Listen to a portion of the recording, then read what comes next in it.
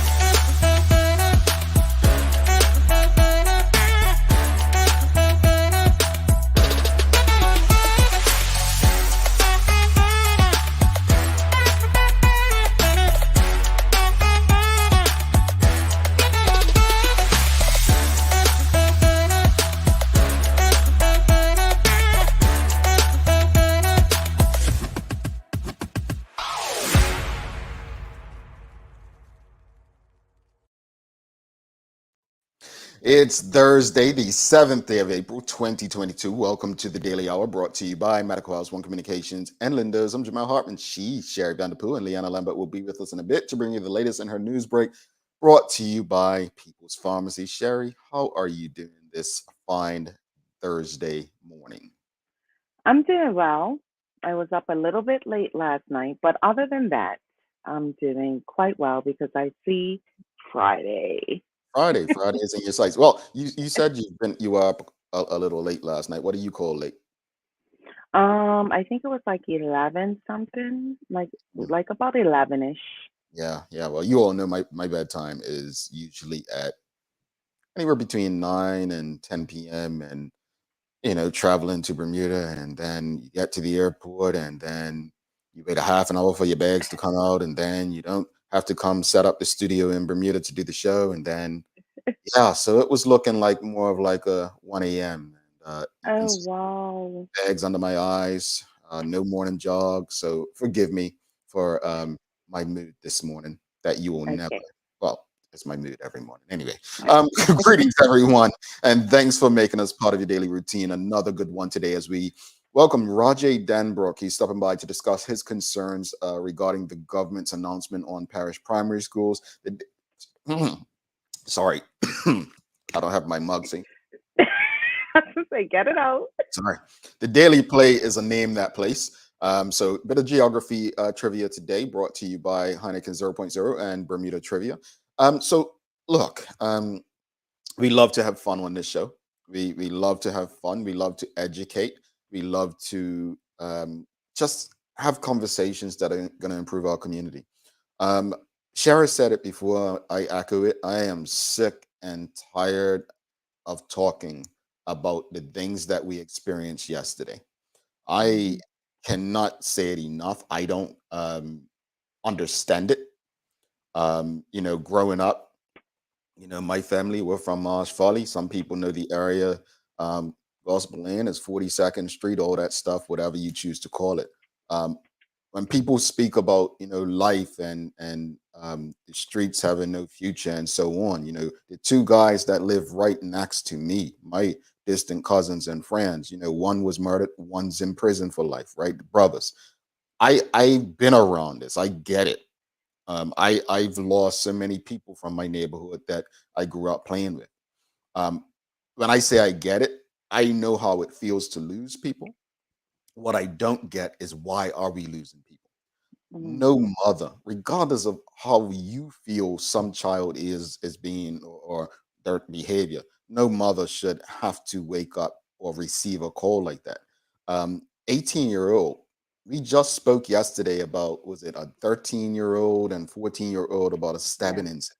There is absolutely, I'm not buying this nonsense, this BS where people continue to say, oh, well, this has always been the case. It's just social media. I don't know what Bermuda you've lived in, but when I was in primary school or high school growing up, there were fights. As I stated yesterday, there were fights. I Yeah. don't remember the stabbings and the gun violence like that. In fact, I only remember one gun incident um, when I was in high school, and that was Charles Richardson in the Indian Civil. That's the only thing I remember, right? So Mhm. the normalcy of this is it's crazy to me, um, and the fact that there's only two results. Two Mm. results. I mean, yes, let's be honest. We're all gonna none of us is gonna be here forever. But it's the manner in which lives are being lived. It's the manner in which lives are being taken. I don't know, I don't have the answers. We've been at this since, you know, 2009. We can go back to 2003, I believe it was with Shonda Yeah. Jones. Look, I just don't know. So, question of the morning: how has the violence in Bermuda impacted you and your loved ones? As I stated, I've Mm. been around it. I've lived around it. Um, I don't speak about it publicly often, but yes, the people I lived around are living examples that it really has no future, folks. But how Yeah. can we get this through? Is this a lost generation and then we just work on the next generation? For me, I don't want to believe all hope is lost. Am I being Mhm. naive? How has the violence impacted you and your loved ones, Sherry? And I really hope that the audience really chimes in on this because I feel like people need to hear this. The young men, the persons that are involved in this, they need to hear this. And I know they're probably not listening to the show, but there might be a relative or somebody that is. And what people don't understand, or what these young men don't understand, or women, is that there is a trickle down effect that happens. When you take somebody's life, it doesn't just affect them, it affects their mother, it affects their father, children, aunts, uncles, and so forth. And it's something that they have to live with for the rest of their life. We have hundreds of fatherless children on Mm, this island. Hundreds.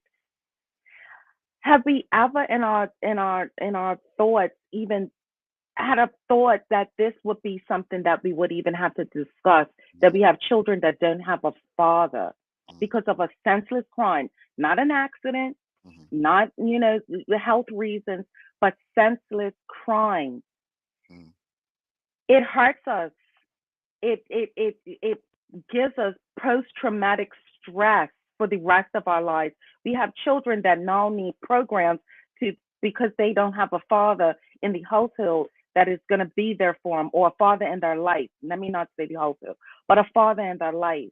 mhm, And it breaks my heart, Jamal, mm, because being in family services, I've seen the long term effects. mm, I've interviewed some of these children. mm, I've been in the presence of having to hear some of these stories, and it takes everything in me to not break down, mhm, to not, get angry or get mad, but try to be empathetic and compassionate to situations that are going on. mm. It hurts us. And it's Oh, just like I just want these young people to understand that it's not the immediate gratification leaves the second that it happens. mhm. Yeah. and and we have to live with it as a community, Mhm. as a household. You got grandparents that are burying the grandchildren. Yeah. Yeah. You got parents burying the children. I've always heard a parent is not supposed to bury the child. Mhm. You Yeah. got 2-year-olds that don't even remember what the father smells like, feels like, is being around, or what they've taught them. Mhm. It's sickening, and it annoys me. It irritates me every time, and it just No, when it's we it's got it, off it- here yeah. yesterday, I'm sorry. When we got off here yesterday, I was just like, what? Yeah. Well, Charlotte Fox has a question. Did we drop the ball? Did we as parents drop the ball having to work so many jobs as a single parent? But let's talk about this because it's, when you're dealing with systemic, we can't ignore the systemic piece of this, right? It's so easy to say, well, it's, black on black crime, it's black people, black boys doing this, and, black government and black this, black that. But the truth is economy, you have to look at it, who controls the economy, laws, Hmm. legislation, policies.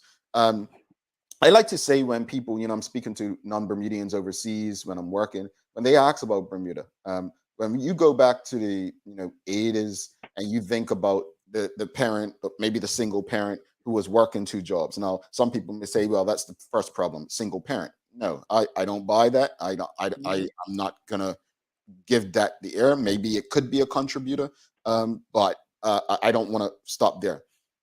But if let's just say it like this: if we look back then and we saw all these international companies to Bermuda, the economy starts booming, and if someone is, let's say, making $30,000 working at a hotel front desk, and now that person's saying getting an offer to be someone's executive assistant, now making six figures, right? Now, Hmm. if that starts happening with a group of people, then the real estate's going to go up, the prices are going to go up because they realize more people are making more money, they can afford certain things, right? So what happens then is you now have other people who didn't get those six paying jobs that were still on 30,000 now having to go and get a second job, right? Hmm. And it could be a two-parent household. Both parents now having to get second jobs just to be able to provide for their families. So now, who's helping the child with homework? Who's helping feed them and give them that? So when I only use this example because sometimes it's not just on the parent. We have to think systemically. What's happening in this system where parents now have to go get a second job? Why Yeah. should anyone, to quote Bernie Sanders, like no one should be working and not have the ability to pay for this simple necessities? So I hope that answers the question, Charlotte Fox. Let's go to some more comments. Tanya Cheeseman for you sharing. I fear our young black men and our black community. They don't understand what they are doing to our people, our community. What happens to having a good fight and then it's done? Yeah, as I stated yesterday, they don't fight to fight and make up years later and have a drink and joke about it. This is a fight to Yeah. kill thing. It's unfortunate. Sam Cat Place says heartbreaking. Hasn't had an impact, but has to the point where I just keep talking to my son to keep good company and set attainable goals. My heart breaks for those who I know are impacted firsthand. Charmaine Richardson sharing. I've experienced it firsthand and has been extremely difficult for me and my family. This I just can't. My heart breaks every single time I hear another person's life has been taken. Indeed. And Tanya Cheeseman also says, I have two black men, and although they are not caught up, as they say, I still fear of mistaken identity or wrong place at the wrong time because we've seen that happen. Yeah. We have seen it. I have a young black nephew who I fear for at 8 years old. Mm, I fear. I have this energy of he's about to go to middle school. Gosh, I hope he doesn't get into anything. I hope nobody picks on him. I hope he says that he's a nerd and that, but he's a lovable nerd and everyone likes him. I just people don't look at those are the things that we have to start thinking about. And when you talk about single parenthood, generational trauma is a real thing, oh, people. indeed. And Indeed. things happen from generations to generations to generations, and nobody tries to interject Mhm, there being a difference to change the generation coming forth. mhm, I am a product of a single parent household, and I say single parent meaning that I only have one parent living mhm, in the household, but I had both parents that were involved in my life. mhm, You hear what I said, Jamal? Both parents were still involved. mhm, um, so although my mother did work two jobs, and my sister and I were home alone at times, the the values and things that she instilled in us went further than just our household. It was things that we just knew that we could not do. And I'm in- sure she dealt with some things in her own childhood as well, but she mhm. didn't carry them over to the place where it affected us. Yeah, let's just So got a lot of yeah, comments. Let me just get back. So, sorry. how has the violence in Bermuda impacted you and your loved ones? Renee Simmons says there was a car set on fire early this morning around 4 a.m. passing through a Deepdale area. Now that's close to my mom. So yes, I was awakened, and it was very worrying, happening far too often. And again, this is someone who literally is feeling the impact of her and her loved one. Um, you know, when people use the term, though, happening, like she didn't say it, but it's close to home. For me, it's been close to home.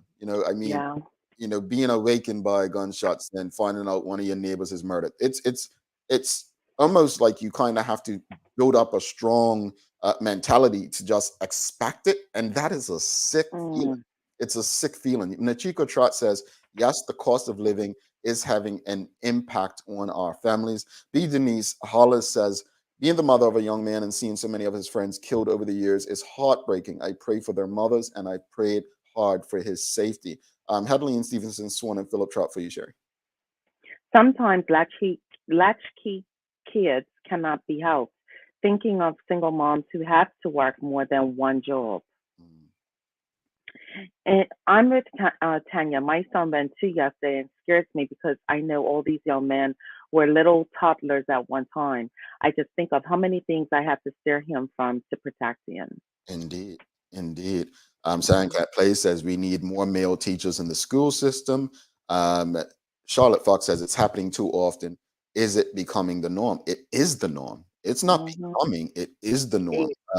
We said this a few weeks ago, Sherry, when it was something happened, and it's become so normal that we make noise immediately after it happens, and then Hmm. all of a sudden there's silence, or we move on to the next thing. Yeah. That's concerning. It's very concerning that we almost have allowed it to become normal to the point where we're upset for a few minutes and then Hmm. okay, we're just back to normal, back to I just think of Liana, and from this standpoint, Liana is here to kind of inform you and deliver the goods for you every morning. And I know you all may think it's just presenting news, but who wants to feel like they're the bearer of bad news every day? Yeah. Who wants to, like, I can imagine, and I don't know this because I haven't spoken to her about it, but I can just imagine the toll. My mom, I remember my mom, and I probably told this story before, when I was working in Bermuda tourism and I had traveled back to Bermuda. She asked me, we were listening to the radio one day, and she asked me, do I miss this? I said, no. I Mm-hmm. said, um, most people in radio actually have therapists for the job, the things that they take on and talk radio. And I said, I'm just not ready for that right now. And I'm not saying Liana needs therapy from what she does. I'm just simply saying the toll it takes when you have to be that person to deliver this kind of stuff. I can imagine what the police officers, the person that finds a body that's Hmm. likely been there for hours, shot. This is Social workers. social workers, like they that are dealing with the problem prior and trying to prevent it, dealing with it during and after, years of counseling and speaking and dealing with people. It's so much, and to think that it's not impacting you is probably one of the most naive things that we could possibly do. This Bermuda is, every time someone asked me, so how big's Bermuda, I said, well, I just drove to work 25 minutes. That's the length of Bermuda. Now, again, Hmm. 25 minutes at 70 miles per hour was very different from what you all are supposed to be driving. But my point is, like, that's a normal commute.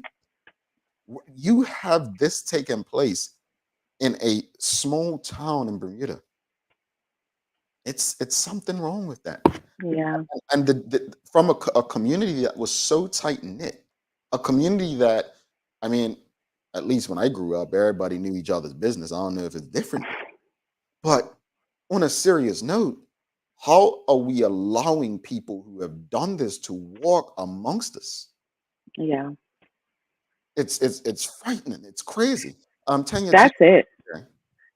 I remember a few years back, my son was playing at a football game, and the parents noticed there was a young boy walking around with scissors in his hand. We did not wait to see what his plans were.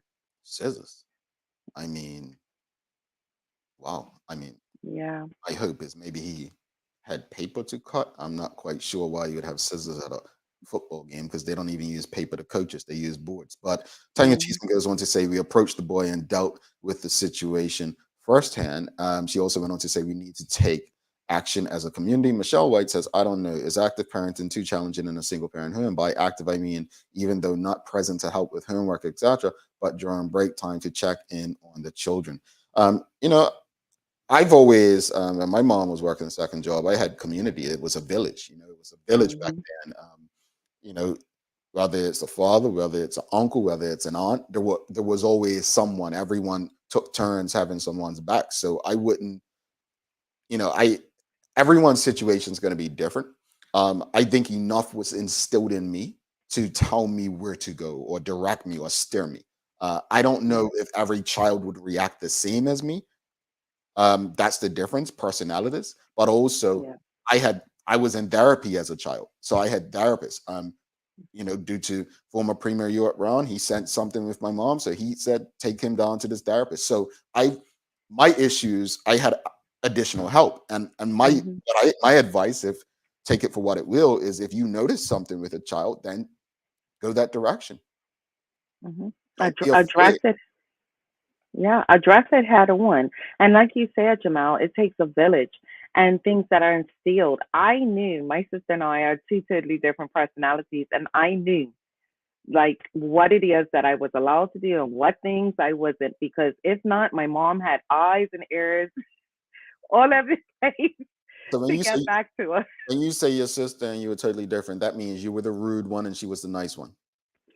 She was the quiet one, and I was the more vocal person, is the Mhm, way that I would put it. mhm. Spring Liana and see if she has anything to share on this. Because I would love to know what I just assumed. Like, how does it impact her as a person that is presenting this to you every day? Let's bring Liana into the conversation. The question was, folks, how has the violence in Bermuda impacted you and your loved ones? Leanna, good morning. How are you, sister? Oh, just a sad, sad day in Bermuda, guys. Just Mm. week in and week out, I feel as if it's just one more, reports of bad news after another, after another. And Mhm. thank you, Mal, for even bringing us into it, because as journalists, as police, as, forensic scientists, as all the people that have to be involved with this, you still have a job to do, right? And Mhm. as my former mentor, Gary Moreno, used to always say, the job is still got to be done no matter what. So, what I realized though over the years of reporting these types of incidents is the fact that I become desensitized to it. And when I hear about it, I'm just like, oh, it's another news story. Oh, it's a breaking story. Whereas I didn't realize that it wasn't emotionally affecting me anymore Mm, until I had someone very close to me die, and I couldn't cry and I couldn't, because I was just like, oh, it's mhm. another one. So you don't realize that it takes a toll on you mentally. And yeah, I'm sure that at some point in my life I would definitely need therapy. Yeah, yeah, and I admit that. I no, Yeah. I get it because I think you just said something. You were being very vulnerable and honest, and it's something like you almost feel like you become desensitized because of the Yeah. experience, and it's sad because none of us should be that way. But sometimes we have to protect ourselves mentally when it's a part of what we do on a daily basis, right? Yeah. Yeah. All right, Lee. Well, over to you. And folks, don't forget, Rajai Denbrook will be here, concerned parent. We're going to be discussing the parish primary schools, which again, some people would tie in and say this is part of the issue. Public education system. Over to you, Lee.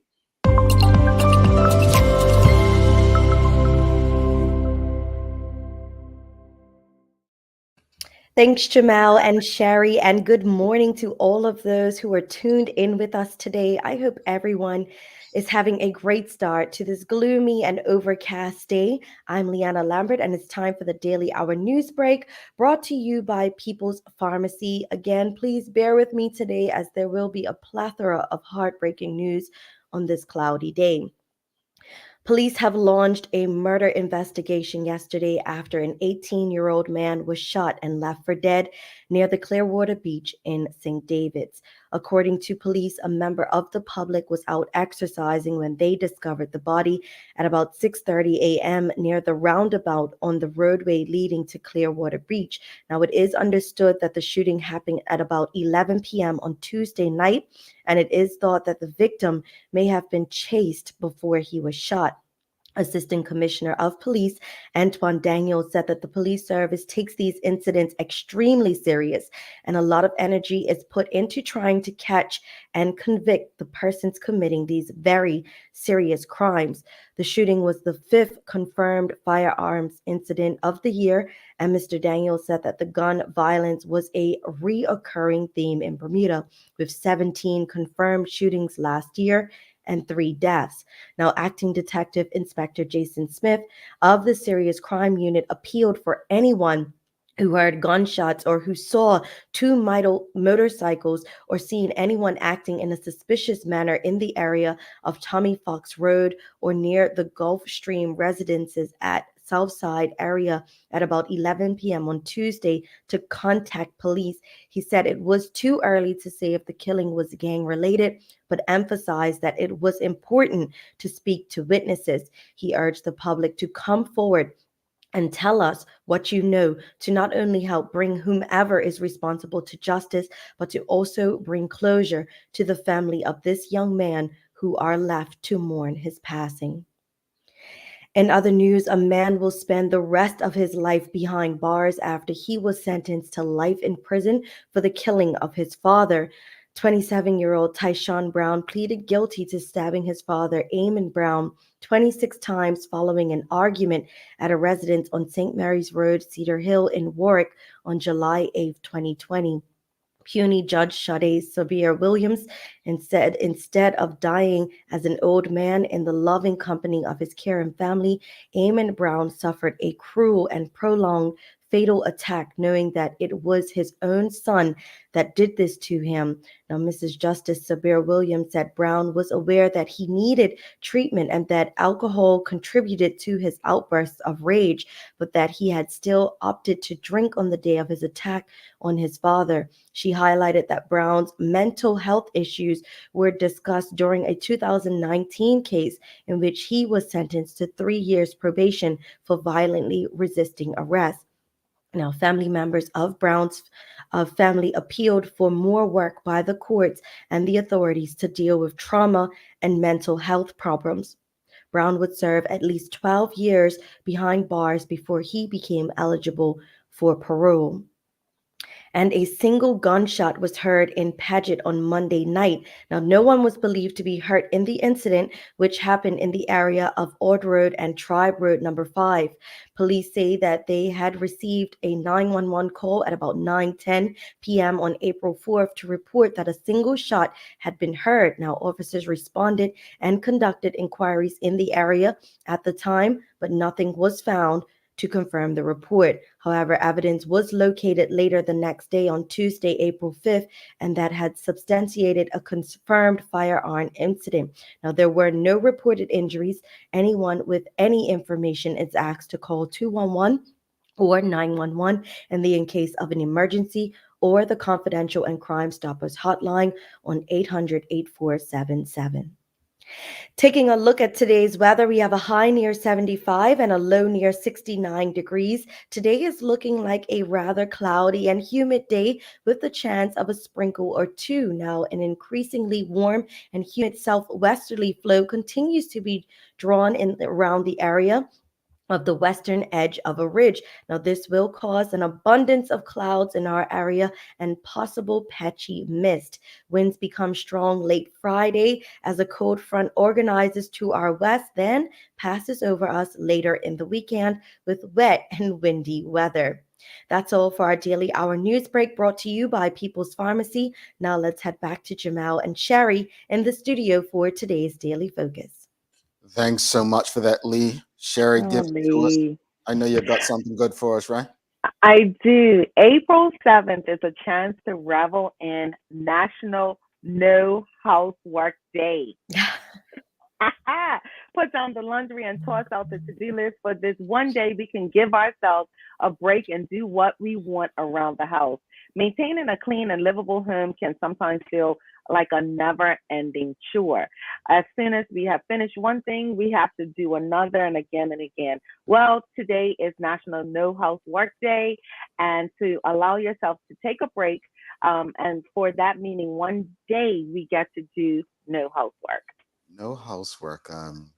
What about I'm people who excited. don't do housework anyway? Like let's say part of your housework is taking the trash out and it's your one trash day. Like, Janelle. That it has to be an exception for that, Mal. I mean, oh, okay, are I you was gonna just just leave smelly trash in your household Right. Wrong until next example. week? wrong exact. But I said no trash. I mean, no housework day. If that, I'm just trying to poke holes in your. Oh, it sounds as if Jamal's gonna have some smelly trash in the house. I feel sorry for his daddy. Lee, just come get your Chick-fil-A. But on a serious note, thank you so much. I know how difficult it is to literally give those stories. I mean, back to Yeah. back to back this morning, a young man in prison for taking the life of his own father. I could not imagine, don't want to imagine. And you had more gunshots. Luckily, nobody was hit. And then Yeah. obviously the body found. But I just want to, before we go to break, say this. I don't have the answers. I don't think we have all the answers, but we can all agree that there's work to be done. Yeah. But that we need all hands on deck. And when I say all hands on deck, from the pews in the church to the classrooms, from the offices to the warehouses, like we're just losing too many of our fathers, as Sherry mentioned, sons, brothers, cousins, our friends, our teammates, just our fellow Bermudians. There's too many good people in our community for a few to continue to wreak havoc among us. If ever there were a time for us to take a collective stand, that time isn't now. It was in 2009. It was in 2003. It was in 1994. Our community is sick and suffering. It's time to work together to begin the healing. But we need everyone in this. Lee, Yeah. we'll see you tomorrow. See you guys tomorrow. All righty, sister. Have a wonderful day. No, come get your Chick-fil-A. I'm All coming. All Don't you right. worry. I'm gonna be look, as soon as you get off the show, I'm knocking on the door. All right. See you soon. Okay. Folks, Bye. Deanna had me doing something I ain't never done. I've never bought food back to Bermuda for nobody. So I've got a little Chick-fil-A for. And folks, I ate the fries, yes, but I have. Inhaled. Sherry, why you gotta tell you're being like Leanna. She put me on the spot yesterday telling everybody my whereabouts. Now you want to tell them that I basically drew the fries down? Inhaled. I wish I had the soundbite. Oh my god. Sherry was on the phone telling me what to order, folks, and she heard me reacting to the fries. But we're not going to talk about that. We're going to bring Rajai in. We're going to take a quick commercial break. Rajai Denbrook, this is a very important conversation because, again, public education, the result of it is what we're experiencing in our community, a result of it. Are there things that can be done in the schools? I don't know. You know me, protective of these institutions of learning. Let's take this break, and Rajai will be with us in a few.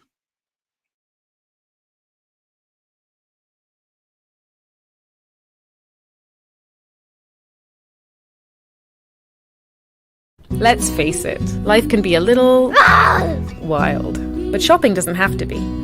I choose People's, so that whether it's a prescription that needs to be filled, a toy for my little terror, or a gift for a new addition to the family, we'll see about that. Everything's available in one convenient location. Some call it People's, I call it my one-stop shop in the city. People's, we're here for you.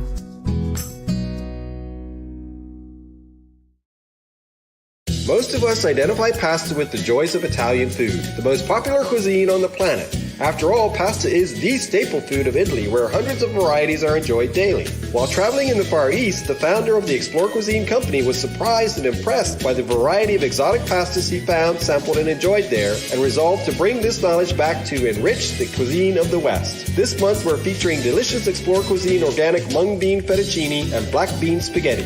Lindo's, why go anyplace else? Mom's celebrating her 70th birthday next month. Have you noticed her age is catching up with her? Yeah. Plus, she's having a hard time getting up and around like she's used to. I would sure hate to see her fall. At Medical House Limited, we can help make life situations easier. We have electric beds, motorized scooters, bath stools, walkers, you name it. Mom's been real good to us. We'll get her birthday and Christmas gifts from Medical House. Medical House has relocated next to the Dendy Town Field. Number 6 Bakery Lane, Pembroke. Telephone 292-3622. All righty. Welcome back to the Big Show. She's Sherry Vanderpool. I'm Jamal Hartman. It's the Daily Hour brought to you by Medical House, One Communications, Lindo's, and People's Pharmacy. Without further ado, we've got a guest today. If you follow different news outlets, you've seen a letter making the rounds on social media and the news from Rajai Denbrook, and we're going to discuss that today. Let's bring Raj into his house. Good morning, Raj. How are you? Good morning. Thank you for having me. How are you? Morning, Thank Sherry. you. How are Thank you? you. Thank you. Yes. Just clean off the specs. Keep the specs on. Looking great, Raj. Looking great, man. But look, for those who don't know, you are father of two young girls, right? Mm-hmm. And there was a letter that you wrote regarding the parish primary schools. And I think this is one of the most important conversations we'll have, not because everyone deals with public education, but just like the violence in our community, everyone's impacted by it, right? So before we get into what was actually in that letter, as a father, what concerns you most about the state of education in Bermuda? Well, I'll just start off by saying, I'm actually very fortunate that my children go to a school, public school, that's working extremely well for them. I'm not going to specify which school it is, but I will say it's one of the two schools in the East End that have been slated for closure. So that's either St. David's Primary or St. George's Prep. So a lot of the issues that you have elsewhere at this school, my children are not experiencing them across the board. They're above grade level in multiple areas. The behavior management strategies at the school are fantastic. They use restorative practices. They are proactive about so many things, and you see how that benefits my children. So what's happening elsewhere, hopefully, I feel like they sort of emulated what's happening at my children's school. You may not see a lot of the issues that you see. One of my biggest concerns is, are our schools really able to handle modern Bermuda? What's happening in the community, how it's entering our classrooms? Are our teachers equipped? Are our schools equipped to even be able to engage with these social dynamics? I was a substitute teacher for a little bit at Delwood Middle School for a few years, and you could see that struggle every day. The teachers there were fantastic. They were dedicated. They were skilled. It was a fantastic team to be a part of, but it's felt like you were always having to, how can I say, manage dynamics that were outside of your control, and it would really have an impact on what you were doing. So I'm not sure if it's a simple matter of improving instruction, how you manage behavior. I feel like you can do all those things all you want, but if we don't really start to get a handle on what's happening in the community and how this impacts schools in the classroom, I'm not sure how better things can get. Interesting, and thank you for the clarity at the start of that. You wrote an opinion piece about the government's announcement toward the first two parish schools. Why did you feel the need to write that at this time? So the first thing is that this change is going to impact my babies. They are going to lose an environment that is working extremely well for them. And logically, I cannot reconcile it. Emotionally, I cannot reconcile it. And they're losing something without us knowing what they're going to get. The Ministry of Education, let me just say, is doing something so bold and so ambitious, and they need to be commended. The reform involves signature schools at the senior level, introducing an education authority, and then parish primary schools. Signature programming at the high schools, I think it's a fantastic idea. Phasing out middle schools, we tried to get it right for 20 years. It wasn't working. I think phasing them out is what we need to do. But parish primary schools, my concern. So I wrote it because I wrote it because my children are losing something that's working for them, and we don't know what we're going to get. The ministry has given us a vision and a concept, but they have given us no concrete plan. Like, I don't even know when my children's school is going to close. So that's one, and I know a lot of parents feel the same way that I do, but they're not saying anything, which sort of leads me to my next point. There should be a really rich and bright public discussion going on around public education right now, but it's not. What we have is the Ministry of Education forming a narrative and advancing that narrative with little to no scrutiny. And for something of this scale and importance, there needs to be a really active public discussion. And that's one of the biggest reasons why I wrote it. And lastly, like I said, speaking with other parents, most of them feel the same exact way that I do. But they're saying they're not saying anything because they don't think it's going to make a difference. And for a mature democracy, for a place that is meant to be moving progressively, that's not a standard we need to be operating with. So I wanted to actively participate in the conversation. And Raj, I hear you. You kind of pretty much answered my following question, which was just explain what you believe government should have done, could have done differently. Which is, it seems like, and when I read the article, it seems like one of the biggest issues you had was that they had these public forums, I guess, or town halls, but it seems like it wasn't a discussion where they were welcoming your feedback. It was like the decision's made. We're just here to let you know what's going to happen. What do you think they could have done differently if you feel that's the case? Yeah, definitely. I will say it categorically. I definitely feel like that's the case. I feel like it was a very flawed consultation process. So actually something. So if you look at the parish primary school consultation submissions, the St. George's community gave a community response, and over 700 people gave their signatures to this.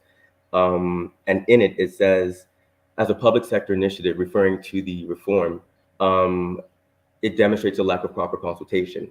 It fails to meet both the fundamental principles of effective consultation as well as the requirements that stipulate consultation must occur when proposals are still in a formative stage.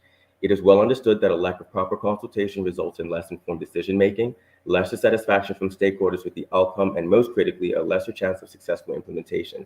This is a complicated undertaking. What is highlighted in this document is a fundamental need to revisit the consultation process to include meaningful feedback from the community at each step of the proposed changes. So that begs the next question.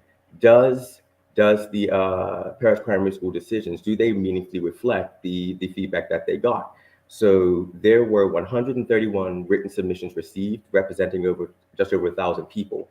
Like I said, over 700 people signed this community response document from the St. George's community. And so making up, the vast majority of those 1,000 consultees that they're referring to, these people explicitly said, we don't want this. We don't respect this consultation process. We don't agree with it. This is going too fast. We don't know what we're getting. And despite this, it still went through.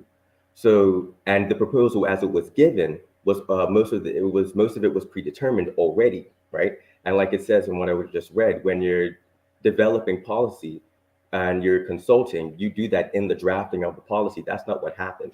They came with a policy position that was already drafted and then gave the public the opportunity to shift it. That's not consultation. And it didn't shift it, right? It stayed more or less the same, just with respect to Elliott Primary School.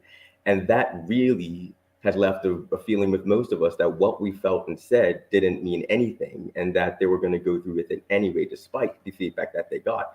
And that's the impression that it honestly gives. The other thing is that nobody was expecting this. I triple checked, I quadruple checked. This is not in the government's 2020 election platform. Refurbishing or rebuilding primary schools is explicitly stated, but establishing primary schools by closing schools isn't in there. So we were blindsided by this. And like I said, my children are at a school that is working extremely well for them. And then all of a sudden I find out they're going to lose it and I don't know what they're getting. And then on top of all of this, we have the primary school, the school transformation teams that they're getting a new cohort together. And one of those cohorts are going to be for the parish primary school vision. So this team is now going to go through the design process of designing what this is going to be. So that actually proves my point that we don't know exactly what we're getting. We have a vision, we have a concept, we have no specifics.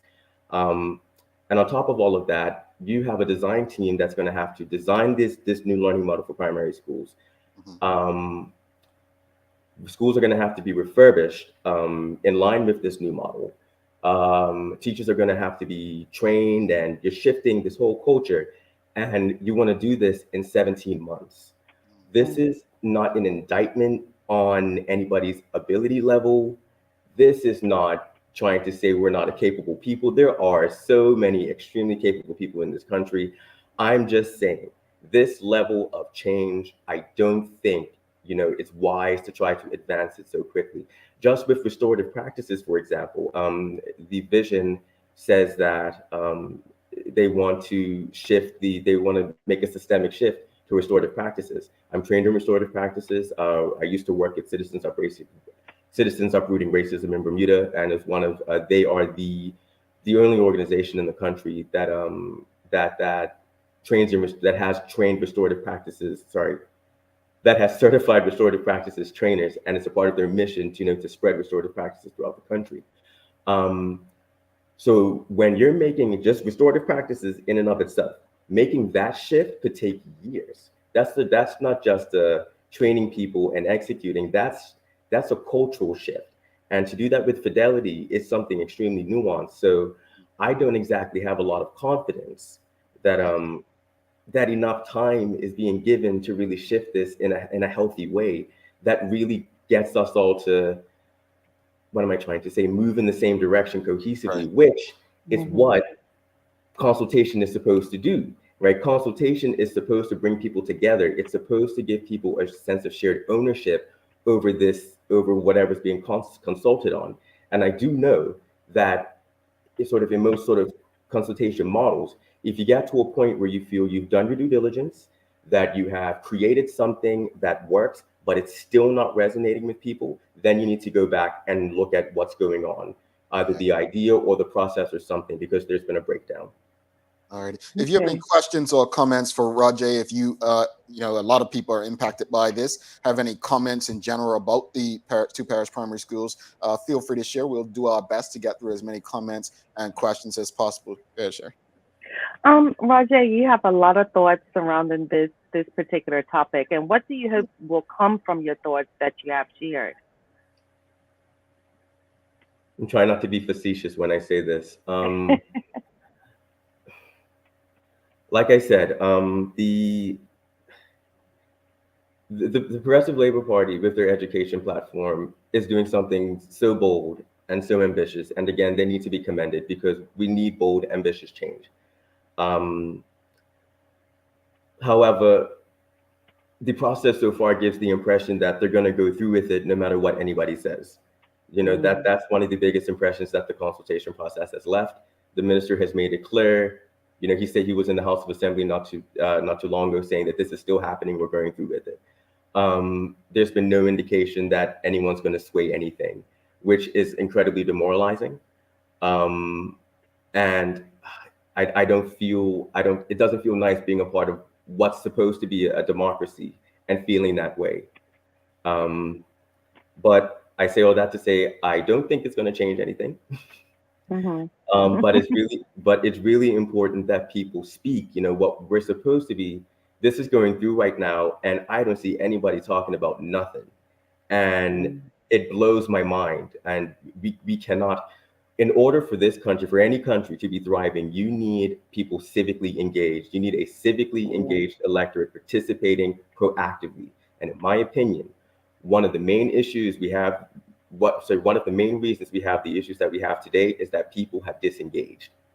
And they've disengaged because they don't feel power. They don't feel like their voices matter.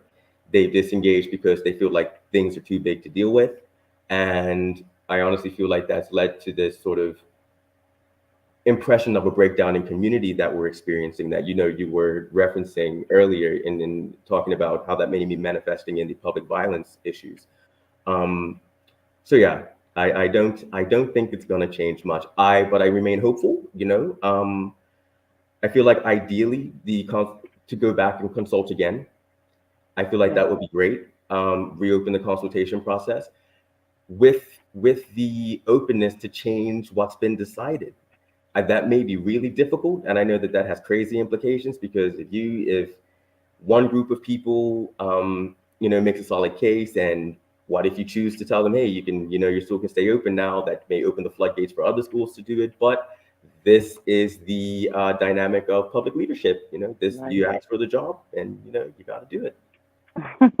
You indicated that basically that the information hasn't been transparent. So what do you believe is the solution for the parish school transition? So in principle, I agree with the vision and the concept. Like conceptually, it's exciting. As a vision, it's exciting.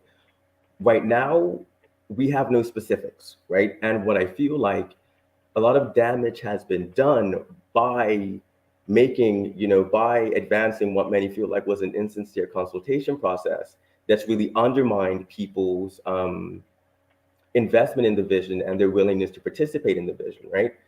Mhm. So that makes it difficult for people to want to move forward. And I say that speaking for myself and many other people. Yeah, like I said, you're taking something away from my children that's working. I don't know what they're getting. And that's not exactly going to inspire me to want to participate in the change. But now people do have this opportunity to get on the school transformation teams, which they should do, and steer this change. That is a definite thing that should happen. But again, it's being done after the fact, and I'm not really sure what more can be done to sort of repair those relationships. But I think that's honestly the biggest thing that needs to happen right now. I don't feel like the ministry should treat any silence or lack of feedback as tacit support. We, as a people, Bermudians, we're not the best at speaking up because that has consequences. It was very real consequences a few decades ago. You get your mortgage revoked, you won't get a job. And unfortunately, that perception has persisted into 2022. I had somebody tell me after they read it, they went, "So you never want to work in education again, right? Because they're never going to hire you." And it was just this horrible, stark reminder. It's like, wow, in 2022, and I'll even say this, under a Black government that was formed, under a Black party that was formed to give political voice to a community that was suffering under those sort of censorship strategies, and in a very racialized Bermuda, people still have this perception that that's not okay. And I want to jump on there because, as you know, we were very much colleagues at the time. What you're saying is not foreign to people who speak out and look out for others. It's easy to say, "Oh well, Rajai has got vested interest," and yeah, damn right he has vested interest. That's why he's taking this on, but he doesn't have to. And I think we need to get behind people who take these risks and not. I mean, the amount of people that used to say and still say to me, "Oh, you might not ever be able to get a job or work in this space or do this." People still say it. I have black people who promote blackness and opportunities for younger black people, literally working against people like Rajai and myself to pretty much, no, that's just shut up, just go along with it. Folks, that's not progress. That's not helping anything. Go back to what I said about the violence earlier in Bermuda. It's going to require all of us, a collective effort, everyone moving in the same direction. This education is a serious thing. It's a serious thing. I just don't understand, why are we looking at the potential result of the individual versus the overall goal of what the individual and individuals are trying to achieve. I think our mindset, and as Rajai said, this is happening under a Black political party that was created to actually fight against the very things that is speaking of, that others have fought for, that we're speaking of. So we expect better. So I think, honestly, I'm not saying we need to go back, but we need to ask ourselves, why did we become fearful of the very people who are supposed to be fighting alongside us? Ask yourself that. And the answer may be starting. Now, Raj, I want to go back. We have a lot of comments and questions. Sloan Johnson said, the Coalition for Protection of Children has a restorative practices trainer as well. And she goes on to say there are a number of private restorative practice trainers on the island. The Michael Daniels, the government. I want to respond to Sloan really. I'm so sorry. Okay, go ahead. I want to respond to Sloan really quickly. I would love it. I think it would be great if all the restorative or everybody trained in restorative practices, if they're not with CURB, get together and form a service. Because because we don't, because CURB, they have sort of, I will say, attempted to sort of monopolize the restorative practices field in Bermuda. They've tried to establish it and create that corner. I don't exactly agree with that. And I think if there were any other trainers in this country anybody certified to train in restorative practices in this country who are not with CURB, get together and form a service and start pushing it for themselves. Because Yeah, right. it Let me should just be. push through, Raj, because we're running out of time. I'm going to get through some more comments for you. Michael Daniels says the government should not be in charge of developing a consensus. Thank you, Rajai, for being a part of bringing about citizen empowerment. Karen Simmons, who we know is an educator, she says, Rajai, your voice is the wider community, in the wider community is not in vain, and more parents should be doing it. The education process is flawed. Joycelyn Bailey says, I agree. I do not believe the signature schools will be ready for September, but I think they're going to do it anyway. It is unfortunate because it will affect every year going forward. Michelle White, she says, it's a shame that education continues to be a political football. Parents have been this road before. For those without children in the system, what can we do that will impact your cause? And then ended on this, UCS Bermuda says, good morning. Bermuda, I agree. I am an example of being blacklisted because of it. I am going through it now. Thank you for speaking out. Blessings, everyone. And, Raj, we're out of time, but I really want you to leave the audience with something like something that can, and especially those who may not have children in the system, those who have no ties to it. And pretty much our colleague Sanchez just really asking the question here. What can we do to help our voice be heard? She finished her sentences. Her and Sherry, they do it for me. But literally, that's the question. What just tell us what we can do. Be like me.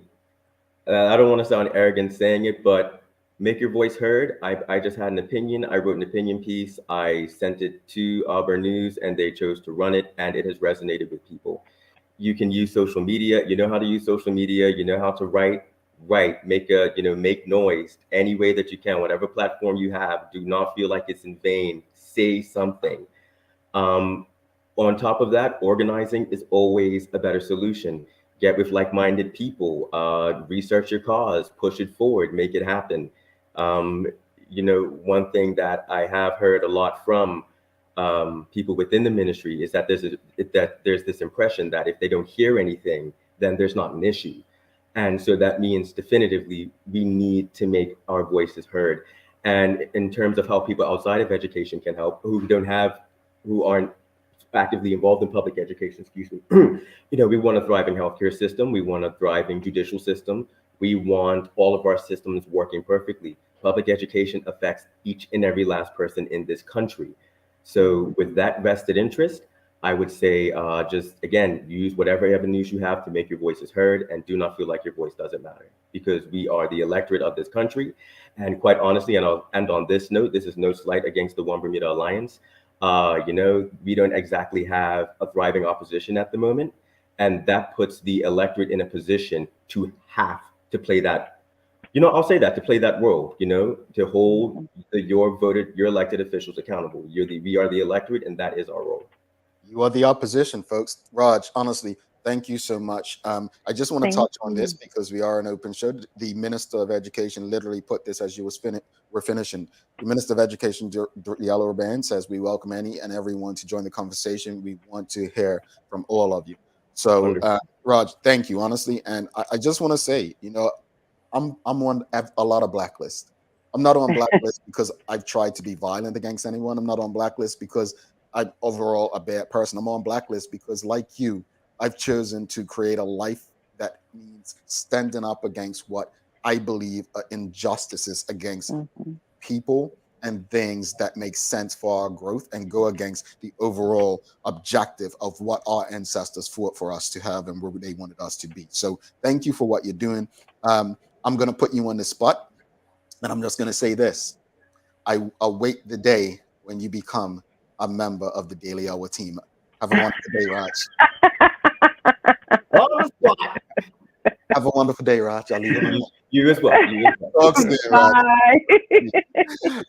You all know, man, Raj, I got nothing but love for Raj. Raj and I, we've been doing it since Hot 107.5 days. So grateful that he has a voice. He's using his voice to bring about better and change in our community. We're going to take a quick break. Do not go anywhere. We're going to wrap up today's show. Shara's going to have a daily play that she's going to have to get right. So, yeah, you don't want to miss this, folks. Trust me. Stick with us. A lot happens around your home. That is why at One Communications, we have introduced affordable security and video monitoring, because everyone should be able to afford to protect their family. Anytime, from anywhere, One Home Security keeps you connected and puts security in your hands with an easy-to-use smartphone app to control everything. Home security is important to keep you and your family safe. Motion-activated cameras around your home and security monitoring within create a complete security system providing protection both inside and outside your home. Professional monitoring means that there's someone on call with 24/7 protection to notify the authorities and help keep you and your loved ones safe. We are dedicated to whole home protection with indoor and outdoor cameras, smart door locks, motion sensors, and more, so you'll always be connected to what matters most. With professional installation, no upfront hardware fees, and low monthly rates, because keeping your family safe should be affordable for everyone. Total home video monitoring and security, there's no better way to protect your home than with One Home Security.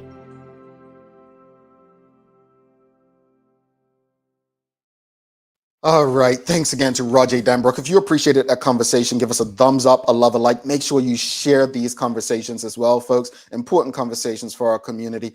Thanks again to One Communications, People's Pharmacy, Medical House, and Linders for ensuring we're able to do this with you on a daily basis.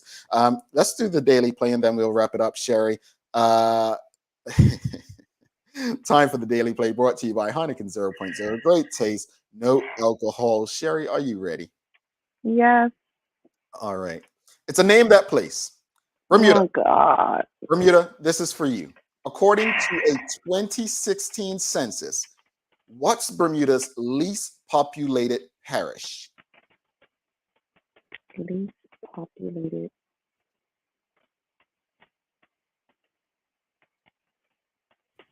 Okay. Well, St. George or St. David's, like, down. No? Least populated?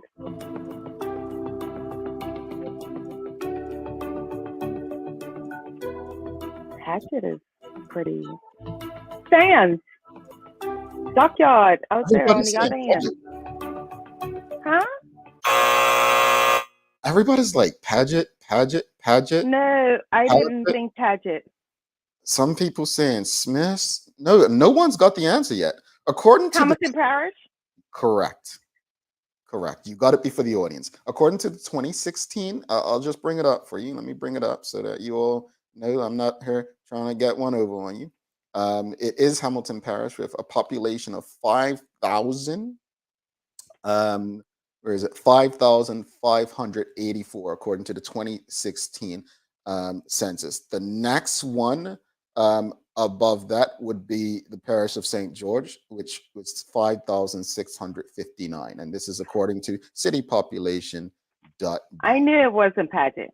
I definitely knew it wasn't Paget. Hamilton Parish. So Hamilton Parish folks are like, nah, let's keep it this way. Don't be coming down and adding numbers to our space. We like it the way it is. But final thoughts on today's show, Sherry. What you got for us?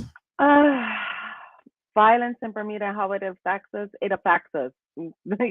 At the end of the day, it affects all households. It affects people, and the effects are long effects moving forward. Just can we do better? I don't want to hurt no more. As far when you talk about Rajai, I champion his plight. I champion his voice, and being that person for his daughters in regards to moving forward with schools. I say go support them. Yeah. I as far as the violence, I don't think I can say anymore. It's really going to take a collective effort. There are more good people in our community. We have to make these numbers work. We have to do what's necessary to take our community out of the hands of those who are wreaking havoc. The more we get together, the more we'll figure out what's the best way to do that. Rajai, I am so proud of him. You talk about blacklist, folks. I'll tell you how I respond to being blacklisted.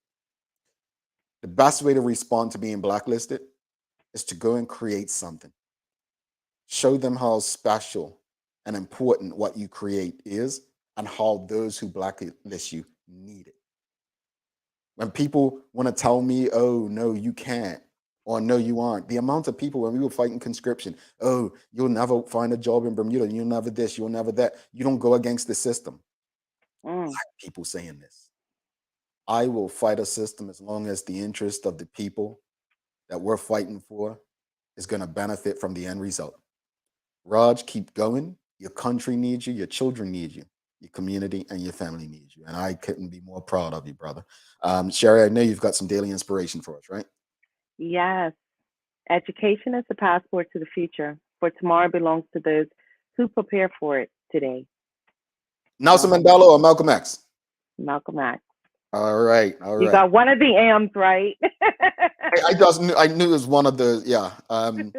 I was thinking Mandela because he has a similar quote, but thank you for that. And folks, education doesn't begin or end in the classroom. Keep that in mind. Thanks again to our partners, Medical House One Communications, Lindos, and People's Pharmacy for ensuring that we're able to do this with you on a daily basis. As always, we appreciate you, we love you, and we thank you for making us part of your daily routine. If all goes well, we'll be back to do this again with you tomorrow. She's Sherry Vanderpool. I'm Jamal Hartman, my friends. Please do make it a great and safe day. I don't know what Leanna said the weather's going to be like, but I'm going to try to make the most of this Bermuda experience. Peace, folks. Yes.